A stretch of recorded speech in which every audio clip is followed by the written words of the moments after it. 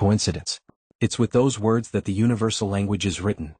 He told the boy it was no coincidence that he had met him with Urim and Thummim in his hand. And he asked the boy if he too were in search of the alchemist. "I'm looking for a treasure," said the boy, and he immediately regretted having said it. But the Englishman appeared not to attach any importance to it. "In a way so am I," he said.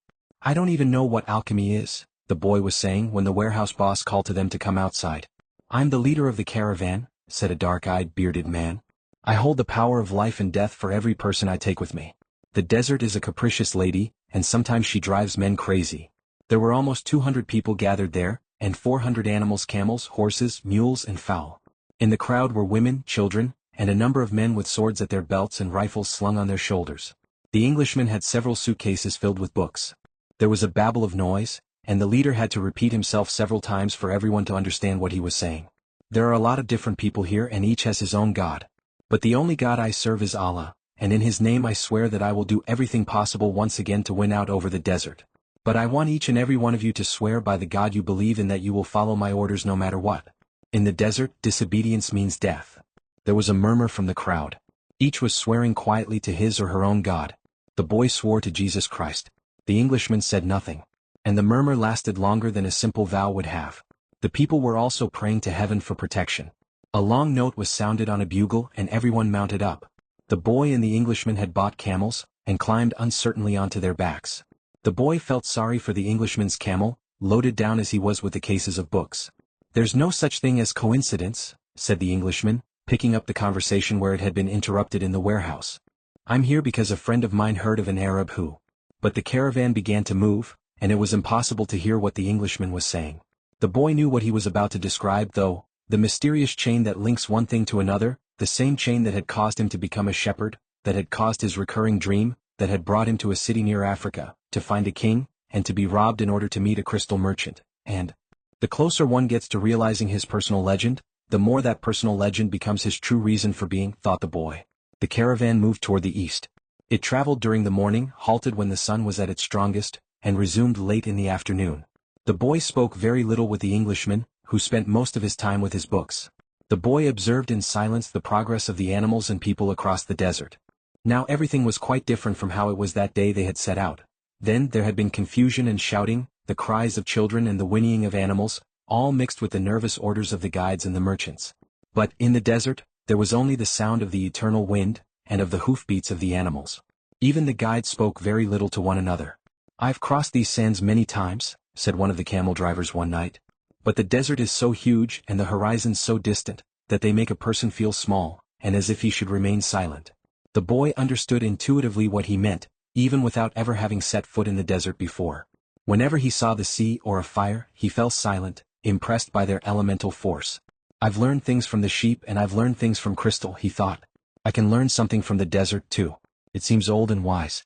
The wind never stopped, and the boy remembered the day he had sat at the fort in Tarifa with this same wind blowing in his face. It reminded him of the wool from his sheep. His sheep who were now seeking food and water in the fields of Andalusia as they always had. "They're not my sheep anymore," he said to himself without nostalgia. "They must be used to their new shepherd and have probably already forgotten me. That's good. Creatures like the sheep that are used to traveling know about moving on."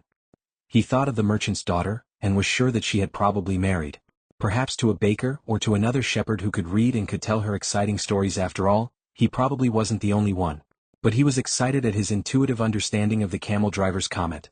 Maybe he was also learning the universal language that deals with the past and the present of all people.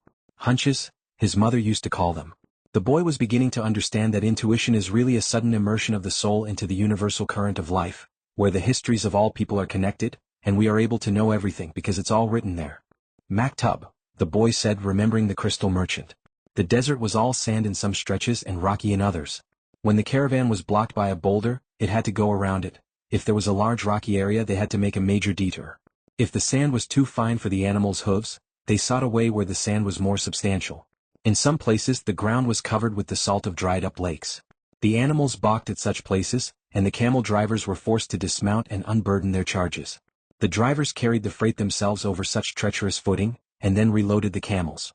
If a guide were to fall ill or die, the camel drivers would draw lots and appoint a new one. But all this happened for one basic reason. No matter how many detours and adjustments it made, the caravan moved toward the same compass point. Once obstacles were overcome, it returned to its course, sighting on a star that indicated the location of the oasis. When the people saw that star shining in the morning sky, they knew they were on the right course toward water, palm trees, shelter, and other people. It was only the Englishman who was unaware of all this. He was, for the most part, immersed in reading his books. The boy, too, had his book and he had tried to read it during the first few days of the journey. But he found it much more interesting to observe the caravan and listen to the wind. As soon as he had learned to know his camel better, and to establish a relationship with him, he threw the book away. Although the boy had developed a superstition that each time he opened the book he would learn something important, he decided it was an unnecessary burden.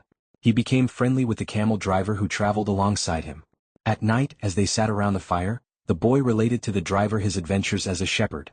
During one of these conversations the driver told of his own life. "I used to live near El-Kairam," he said. "I had my orchard, my children, and a life that would change not at all until I died. One year, when the crop was the best ever, we all went to Mecca, and I satisfied the only unmet obligation in my life. I could die happily and that made me feel good. One day the earth began to tremble and the Nile overflowed its banks. It was something that I thought could happen only to others, never to me. My neighbors feared they would lose all their olive trees in the flood, and my wife was afraid that we would lose our children. I thought that everything I owned would be destroyed. The land was ruined and I had to find some other way to earn a living. So now I'm a camel driver. But that disaster taught me to understand the word of Allah. People need not fear the unknown if they are capable of achieving what they need and want. We are afraid of losing what we have, whether it's our life or our possessions and property. But this fear evaporates when we understand that our life stories and the history of the world were written by the same hand. Sometimes their caravan met with another. One always had something that the other needed, as if everything were indeed written by one hand. As they sat around the fire, the camel drivers exchanged information about windstorms, and told stories about the desert. At other times mysterious, hooded men would appear. They were Bedouins who did surveillance along the caravan route. They provided warnings about thieves and barbarian tribes. They came in silence and departed the same way, dressed in black garments that showed only their eyes. One night, a camel driver came to the fire where the Englishman and the boy were sitting. "There are rumors of tribal wars," he told them. The three fell silent. The boy noted that there was a sense of fear in the air, even though no one said anything. Once again he was experiencing the language without words. The universal language. The Englishman asked if they were in danger. "Once you get into the desert there's no going back," said the camel driver. "And, when you can't go back you have to worry only about the best way of moving forward. The rest is up to Allah, including the danger." And he concluded by saying the mysterious word, "Maktub." "You should pay more attention to the caravan," the boy said to the Englishman after the camel driver had left. "We make a lot of detours but we're always heading for the same destination." "And you ought to read more about the world," answered the Englishman. "Books are like caravans in that respect." The immense collection of people and animals began to travel faster. The days had always been silent, but now even the nights when the travelers were accustomed to talking around the fires had also become quiet. And one day the leader of the caravan made the decision that the fire should no longer be lighted, so as not to attract attention to the caravan. The travelers adopted the practice of arranging the animals in a circle at night, sleeping together in the center as protection against the nocturnal cold. And the leader posted armed sentinels at the fringes of the group. The Englishman was unable to sleep one night. He called to the boy and they took a walk along the dunes surrounding the encampment. There was a full moon, and the boy told the Englishman the story of his life. The Englishman was fascinated with the part about the progress achieved at the crystal shop after the boy began working there. "That's the principle that governs all things," he said. "In alchemy, it's called the soul of the world. When you want something with all your heart, that's when you are closest to the soul of the world. It's always a positive force." He also said that this was not just a human gift, that everything on the face of the earth had a soul, whether mineral, vegetable, or animal, or even just a simple thought. Everything on earth is being continuously transformed because the earth is alive. And it has a soul. We are part of that soul, so we rarely recognize that it is working for us. But in the crystal shop you probably realized that even the glasses were collaborating in your success. The boy thought about that for a while as he looked at the moon and the bleached sands. "I have watched the caravan as it crossed the desert," he said. "The caravan and the desert speak the same language, and it's for that reason that the desert allows the crossing. It's going to test the caravans every step to see if it's in time, and if it is, we will make it to the oasis." If either of us had joined this caravan based only on personal courage, but without understanding that language, this journey would have been much more difficult. They stood there looking at the moon. "That's the magic of omens," said the boy. "I've seen how the guides read the signs of the desert, and how the soul of the caravan speaks to the soul of the desert." The Englishman said, I'd better pay more attention to the caravan. And I'd better read your books, said the boy. They were strange books. They spoke about Mercury, salt, dragons and kings, and he didn't understand any of it. But there was one idea that seemed to repeat itself throughout all the books. All things are the manifestation of one thing only. In one of the books he learned that the most important text in the literature of alchemy contained only a few lines, and had been inscribed on the surface of an emerald. It's the Emerald Tablet, said the Englishman, proud that he might teach something to the boy. Well then, why do we need all these books? The boy asked. So that we can understand those few lines, the Englishman answered, without appearing really to believe what he had said. The book that most interested the boy told the stories of the famous alchemists. They were men who had dedicated their entire lives to the purification of metals in their laboratories. They believed that, if a metal were heated for many years, it would free itself of all its individual properties, and what was left would be the soul of the world. This soul of the world allowed them to understand anything on the face of the earth, because it was the language with which all things communicated. They called that discovery the masterwork. It was part liquid and part solid. Can't you just observe men and omens in order to understand the language? The boy asked. You have a mania for simplifying everything, answered the Englishman, irritated. Alchemy is a serious discipline. Every step has to be followed exactly as it was followed by the masters. The boy learned that the liquid part of the masterwork was called the elixir of life, and that it cured all illnesses. It also kept the alchemist from growing old. And the solid part was called the philosopher's stone.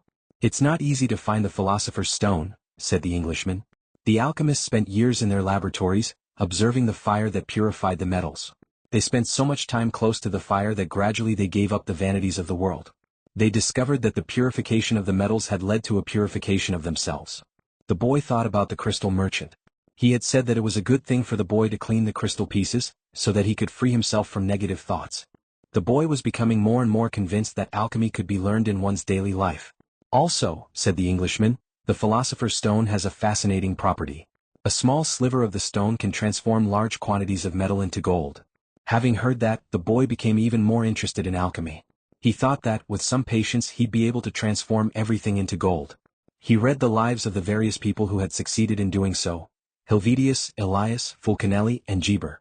They were fascinating stories. Each of them lived out his personal legend to the end. They traveled, spoke with wise men, performed miracles for the incredulous, and owned the philosopher's stone and the elixir of life. But when the boy wanted to learn how to achieve the masterwork, he became completely lost. There were just drawings, coded instructions, and obscure texts. Why do they make things so complicated? He asked the Englishman one night. The boy had noticed that the Englishman was irritable and missed his books. So that those who have the responsibility for understanding can understand, he said. Imagine if everyone went around transforming lead into gold. Gold would lose its value. It's only those who are persistent and willing to study things deeply who achieve the master work. That's why I'm here in the middle of the desert. I'm seeking a true alchemist who will help me to decipher the codes. When were these books written? The boy asked. Many centuries ago. They didn't have the printing press in those days, the boy argued. There was no way for everybody to know about alchemy. Why did they use such strange language with so many drawings? The Englishman didn't answer him directly. He said that for the past few days he had been paying attention to how the caravan operated, but that he hadn't learned anything new. The only thing he had noticed was that talk of war was becoming more and more frequent. Then one day the boy returned the books to the Englishman. Did you learn anything? The Englishman asked, eager to hear what it might be. He needed someone to talk to so as to avoid thinking about the possibility of war. I learned that the world has a soul, and that whoever understands that soul can also understand the language of things. I learned that many alchemists realized their personal legends, and wound up discovering the soul of the world, the philosopher's stone, and the elixir of life.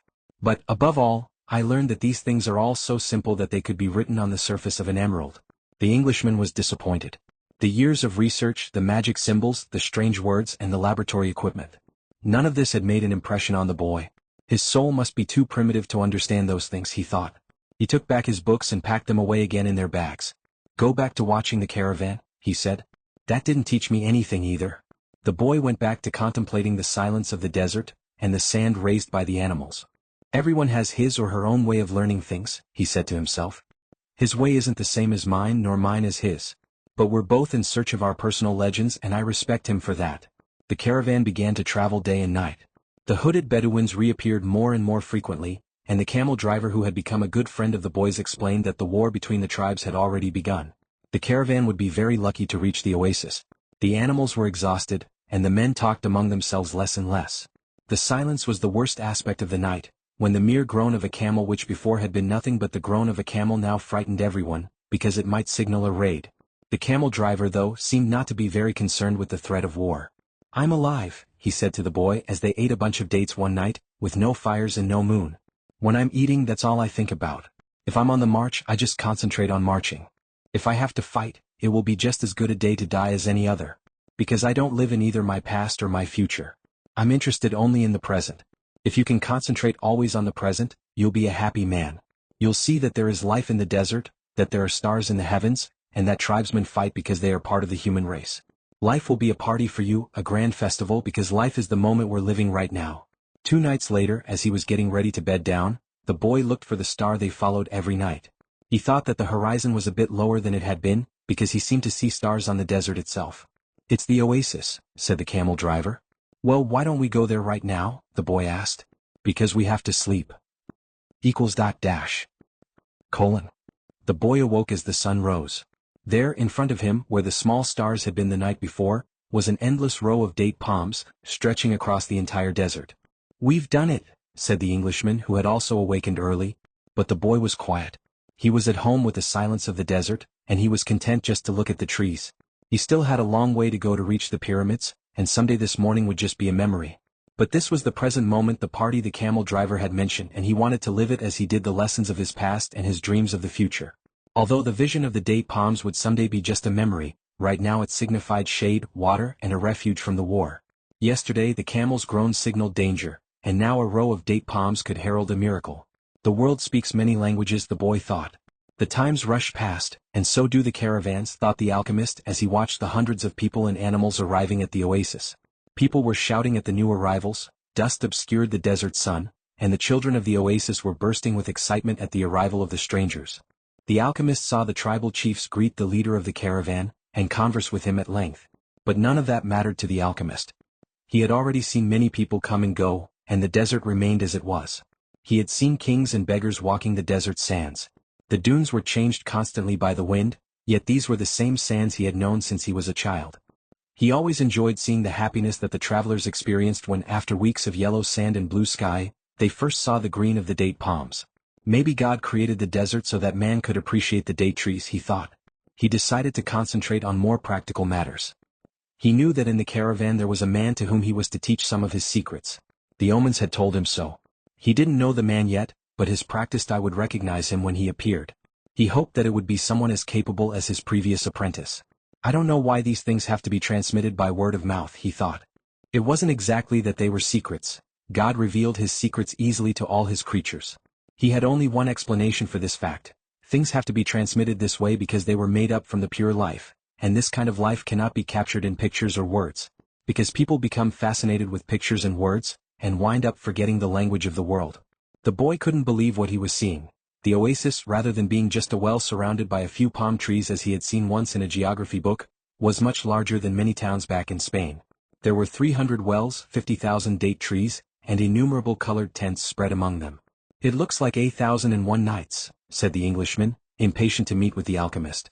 They were surrounded by children, curious to look at the animals and people that were arriving. The men of the oasis wanted to know if they had seen any fighting, and the women competed with one another for access to the cloth and precious stones brought by the merchants. The silence of the desert was a distant dream. The travelers in the caravan were talking incessantly, laughing and shouting, as if they had emerged from the spiritual world and found themselves once again in the world of people. They were relieved and happy. They had been taking careful precautions in the desert, but the camel driver explained to the boy that oases were always considered to be neutral territories, because the majority of the inhabitants were women and children. There were oases throughout the desert, but the tribesmen fought in the desert, leaving the oases as places of refuge.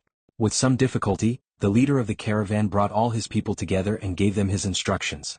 The group was to remain there at the oasis until the conflict between the tribes was over. Since they were visitors, they would have to share living space with those who lived there, and would be given the best accommodations. That was the law of hospitality. Then he asked that everyone, including his own sentinels, hand over their arms to the men appointed by the tribal chieftains. "Those are the rules of war," the leader explained. "The oases may not shelter armies or troops." To the boy's surprise, the Englishman took a chrome-plated revolver out of his bag and gave it to the men who were collecting the arms. "Why a revolver?" he asked. "It helped me to trust in people," the Englishman answered. Meanwhile the boy thought about his treasure. The closer he got to the realization of his dream, the more difficult things became. It seemed as if what the old king had called beginner's luck were no longer functioning. In his pursuit of the dream, he was being constantly subjected to tests of his persistence and courage. So he could not be hasty nor impatient. If he pushed forward impulsively, he would fail to see the signs and omens left by God along his path. God placed them along my path. He had surprised himself with the thought. Until then, he had considered the omens to be things of this world. Like eating or sleeping, or like seeking love or finding a job. He had never thought of them in terms of a language used by God to indicate what he should do. Don't be impatient, he repeated to himself. It's like the camel driver said, eat when it's time to eat. And move along when it's time to move along. That first day, everyone slept from exhaustion, including the Englishman. The boy was assigned a place far from his friend, in a tent with 5 other young men of about his age. They were people of the desert and clamored to hear his stories about the great cities. The boy told them about his life as a shepherd, and was about to tell them of his experiences at the crystal shop when the Englishman came into the tent. I've been looking for you all morning, he said as he led the boy outside. I need you to help me find out where the alchemist lives. First, they tried to find him on their own. An alchemist would probably live in a manner that was different from that of the rest of the people at the oasis, and it was likely that in his tent an oven was continuously burning. They searched everywhere and found that the oasis was much larger than they could have imagined. There were hundreds of tents. We've wasted almost the entire day, said the Englishman, sitting down with the boy near one of the wells. Maybe we'd better ask someone, the boy suggested. The Englishman didn't want to tell others about his reasons for being at the oasis, and couldn't make up his mind. But finally he agreed that the boy who spoke better Arabic than he should do so. The boy approached a woman who had come to the well to fill a goatskin with water. Good afternoon, ma'am. I'm trying to find out where the alchemist lives here at the oasis. The woman said she had never heard of such a person and hurried away. But before she fled, she advised the boy that he had better not try to converse with women who were dressed in black, because they were married women. He should respect tradition. The Englishman was disappointed. It seemed he had made the long journey for nothing. The boy was also saddened. His friend was in pursuit of his personal legend. And when someone was in such pursuit, the entire universe made an effort to help him succeed. That's what the old king had said. He couldn't have been wrong. I had never heard of alchemists before, the boy said. Maybe no one here has either. The Englishman's eyes lit up. That's it. Maybe no one here knows what an alchemist is. Find out who it is who cures the people's illnesses. Several women dressed in black came to the well for water, but the boy would speak to none of them, despite the Englishman's insistence. Then a man approached. Do you know someone here who cures people's illnesses? The boy asked. Allah cures our illnesses, said the man, clearly frightened of the strangers. You're looking for witch doctors. He spoke some verses from the Quran and moved on. Another man appeared. He was older and was carrying a small bucket. The boy repeated his question. Why do you want to find that sort of person? The Arab asked. Because my friend here has traveled for many months in order to meet with him, the boy said. If such a man is here at the oasis, he must be the very powerful one, said the old man after thinking for a few moments. Not even the tribal chieftains are able to see him when they want to. Only when he consents. Wait for the end of the war. Then leave with the caravan. Don't try to enter into the life of the oasis, he said and walked away. But the Englishman was exultant. They were on the right track. Finally, a young woman approached who was not dressed in black. She had a vessel on her shoulder, and her head was covered by a veil, but her face was uncovered. The boy approached her to ask about the alchemist. At that moment, it seemed to him that time stood still, and the soul of the world surged within him. When he looked into her dark eyes and saw that her lips were poised between a laugh and silence, he learned the most important part of the language that all the world spoke, the language that everyone on earth was capable of understanding in their heart, was love. Something older than humanity, more ancient than the desert. Something that exerted the same force whenever 2 pairs of eyes met, as had theirs here at the well. She smiled, and that was certainly an omen, the omen he had been awaiting without even knowing he was for all his life. The omen he had sought to find with his sheep and in his books, in the crystals and in the silence of the desert. It was the pure language of the world. It required no explanation, just as the universe needs none as it travels through endless time. What the boy felt at that moment was that he was in the presence of the only woman in his life, and that, with no need for words, she recognized the same thing. He was more certain of it than of anything in the world. He had been told by his parents and grandparents that he must fall in love and really know a person before becoming committed. But maybe people who felt that way had never learned the universal language. Because, when you know that language, it's easy to understand that someone in the world awaits you, whether it's in the middle of the desert or in some great city. And when 2 such people encounter each other and their eyes meet, the past and the future become unimportant. There is only that moment, and the incredible certainty that everything under the sun has been written by one hand only. It is the hand that evokes love, and creates a twin soul for every person in the world. Without such love, one's dreams would have no meaning. Maktub, thought the boy. The Englishman shook the boy. Come on, ask her. The boy stepped closer to the girl, and when she smiled he did the same. What's your name? He asked. Fatima, the girl said, averting her eyes. That's what some women in my country are called. It's the name of the Prophet's daughter, Fatima said. The invaders carried the name everywhere. The beautiful girl spoke of the invaders with pride. The Englishman prodded him, and the boy asked her about the man who cured people's illnesses. That's the man who knows all the secrets of the world, she said. He communicates with the genies of the desert. The genies were the spirits of good and evil. And the girl pointed to the south, indicating that it was there the strange man lived. Then she filled her vessel with water and left. The Englishman vanished too, gone to find the alchemist. And the boy sat there by the well for a long time, remembering that one day in Tarifa the Levanter had brought to him the perfume of that woman, and realizing that he had loved her before he even knew she existed. He knew that his love for her would enable him to discover every treasure in the world. The next day the boy returned to the well hoping to see the girl. To his surprise the Englishman was there looking out at the desert. I waited all afternoon and evening, he said. He appeared with the first stars of evening. I told him what I was seeking and he asked me if I had ever transformed lead into gold. I told him that was what I had come here to learn. He told me I should try to do so. That's all he said, go and try. The boy didn't say anything. The poor Englishman had traveled all this way, only to be told that he should repeat what he had already done so many times. So, then try, he said to the Englishman. That's what I'm going to do. I'm going to start now. As the Englishman left, Fatima arrived and filled her vessel with water. I came to tell you just one thing, the boy said. I want you to be my wife. I love you. The girl dropped the container and the water spilled. I'm going to wait here for you every day. I have crossed the desert in search of a treasure that is somewhere near the pyramids, and for me the war seemed a curse. But now it's a blessing because it brought me to you. The war is going to end someday, the girl said. The boy looked around him at the date palms. He reminded himself that he had been a shepherd, and that he could be a shepherd again. Fatima was more important than his treasure. The tribesmen are always in search of treasure, the girl said as if she had guessed what he was thinking. And the women of the desert are proud of their tribesmen. She refilled her vessel and left. The boy went to the well every day to meet with Fatima. He told her about his life as a shepherd, about the king and about the crystal shop. They became friends and except for the 15 minutes he spent with her, each day seemed that it would never pass. When he had been at the oasis for almost a month, the leader of the caravan called a meeting of all of the people traveling with him. We don't know when the war will end so we can't continue our journey, he said. The battles may last for a long time, perhaps even years. There are powerful forces on both sides, and the war is important to both armies. It's not a battle of good against evil. It's a war between forces that are fighting for the balance of power, and when that type of battle begins, it lasts longer than others because Allah is on both sides. The people went back to where they were living, and the boy went to meet with Fatima that afternoon. He told her about the morning's meeting. The day after we met, Fatima said, you told me that you loved me. Then, you taught me something of the universal language and the soul of the world. Because of that, I have become a part of you. The boy listened to the sound of her voice, and thought it to be more beautiful than the sound of the wind in the date palms. I have been waiting for you here at this oasis for a long time. I have forgotten about my past, about my traditions, and the way in which men of the desert expect women to behave. Ever since I was a child, I have dreamed that the desert would bring me a wonderful present. Now, my present has arrived and it's you. The boy wanted to take her hand. But Fatima's hands held to the handles of her jug. You have told me about your dreams, about the old king and your treasure. And you've told me about omens. So now, I fear nothing because it was those omens that brought you to me. And I am a part of your dream, a part of your personal legend as you call it. That's why I want you to continue toward your goal. If you have to wait until the war is over, then wait. But if you have to go before then, go on in pursuit of your dream.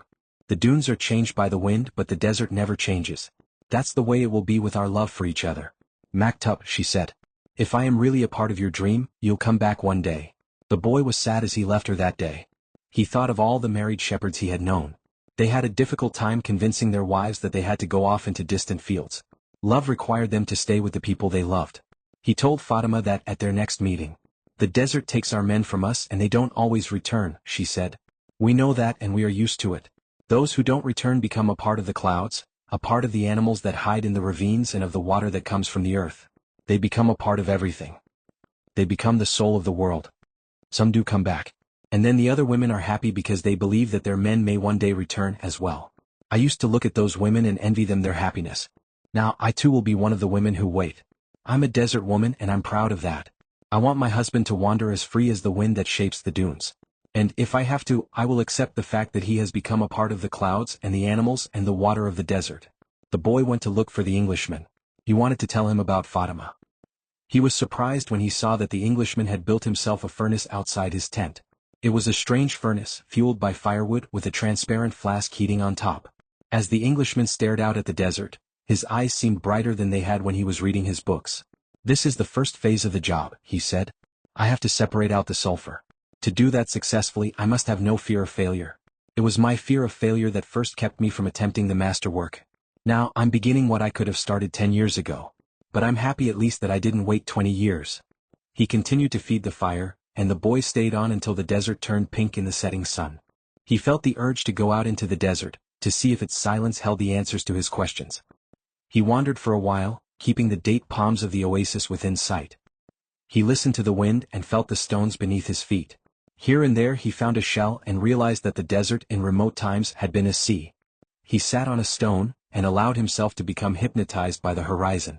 He tried to deal with the concept of love as distinct from possession, and couldn't separate them. But Fatima was a woman of the desert, and if anything could help him to understand, it was the desert. As he sat there thinking, he sensed movement above him. Looking up, he saw a pair of hawks flying high in the sky. He watched the hawks as they drifted on the wind. Although their flight appeared to have no pattern, it made a certain kind of sense to the boy. It was just that he couldn't grasp what it meant. He followed the movement of the birds, trying to read something into it. Maybe these desert birds could explain to him the meaning of love without ownership. He felt sleepy. In his heart he wanted to remain awake, but he also wanted to sleep. I am learning the language of the world, and everything in the world is beginning to make sense to me. Even the flight of the hawks, he said to himself. And in that mood he was grateful to be in love. When you are in love, things make even more sense, he thought. Suddenly one of the hawks made a flashing dive through the sky, attacking the other. As it did so, a sudden, fleeting image came to the boy, an army with its swords at the ready riding into the oasis. The vision vanished immediately, but it had shaken him. He had heard people speak of mirages, and had already seen some himself. They were desires that, because of their intensity, materialized over the sands of the desert. But he certainly didn't desire that an army invade the oasis. He wanted to forget about the vision and return to his meditation. He tried again to concentrate on the pink shades of the desert and its stones. But there was something there in his heart that wouldn't allow him to do so. Always heed the omens, the old king had said. The boy recalled what he had seen in the vision, and sensed that it was actually going to occur. He rose and made his way back toward the palm trees. Once again he perceived the many languages in the things about him. This time the desert was safe, and it was the oasis that had become dangerous. The camel driver was seated at the base of a palm tree, observing the sunset. He saw the boy appear from the other side of the dunes. An army is coming, the boy said. I had a vision. The desert fills men's hearts with visions, the camel driver answered. But the boy told him about the hawks, that he had been watching their flight and had suddenly felt himself to have plunged to the soul of the world. The camel driver understood what the boy was saying. He knew that any given thing on the face of the earth could reveal the history of all things. One could open a book to any page or look at a person's hand. One could turn a card or watch the flight of the birds. Whatever the thing observed, one could find a connection with his experience of the moment. Actually, it wasn't that those things in themselves revealed anything at all. It was just that people, looking at what was occurring around them, could find a means of penetration to the soul of the world. The desert was full of men who earned their living based on the ease with which they could penetrate to the soul of the world. They were known as seers, and they were held in fear by women and the elderly. Tribesmen were also wary of consulting them, because it would be impossible to be effective in battle if one knew that he was fated to die. The tribesmen preferred the taste of battle, and the thrill of not knowing what the outcome would be. The future was already written by Allah, and what he had written was always for the good of man. So the tribesmen lived only for the present, because the present was full of surprises, and they had to be aware of many things. Where was the enemy's sword? Where was his horse? What kind of blow should one deliver next in order to remain alive? The camel driver was not a fighter, and he had consulted with seers. Many of them had been right about what they said, while some had been wrong. Then one day the oldest seer he had ever sought out, and the one most to be feared, had asked why the camel driver was so interested in the future. Well, so I can do things, he had responded. And so I can change those things that I don't want to happen. But then they wouldn't be a part of your future, the seer had said. Well, maybe I just want to know the future so I can prepare myself for what's coming. If good things are coming, they will be a pleasant surprise, said the seer. If bad things are, and you know in advance, you will suffer greatly before they even occur. I want to know about the future because I'm a man, the camel driver had said to the seer. And men always live their lives based on the future. The seer was a specialist in the casting of twigs. He threw them on the ground and made interpretations based on how they fell. That day he didn't make a cast. He wrapped the twigs in a piece of cloth and put them back in his bag. I make my living forecasting the future for people, he said. I know the science of the twigs and I know how to use them to penetrate to the place where all is written. There, I can read the past, discover what has already been forgotten, and understand the omens that are here in the present. When people consult me, it's not that I'm reading the future, I am guessing at the future. The future belongs to God, and it is only He who reveals it, under extraordinary circumstances. How do I guess at the future? Based on the omens of the present. The secret is here in the present. If you pay attention to the present, you can improve upon it. And if you improve on the present, what comes later will also be better. Forget about the future, and live each day according to the teachings, confident that God loves His children. Each day in itself brings with it an eternity. The camel driver had asked what the circumstances were under which God would allow him to see the future. Only when He Himself reveals it. And God only rarely reveals the future. When He does so, it is for only one reason. It's a future that was written so as to be altered. God had shown the boy a part of the future, the camel driver thought. Why was it that He wanted the boy to serve as His instrument? Go and speak to the tribal chieftains, said the camel driver. Tell them about the armies that are approaching. They'll laugh at me. They are men of the desert, and the men of the desert are used to dealing with omens. Well then they probably already know. They're not concerned with that right now. They believe that if they have to know about something Allah wants them to know, someone will tell them about it. It has happened many times before. But this time the person is you. The boy thought of Fatima. And he decided he would go to see the chiefs of the tribes. The boy approached the guard at the front of the huge white tent at the center of the oasis. I want to see the chieftains. I've brought omens from the desert. Without responding, the guard entered the tent, where he remained for some time. When he emerged, it was with a young Arab dressed in white and gold. The boy told the younger man what he had seen, and the man asked him to wait.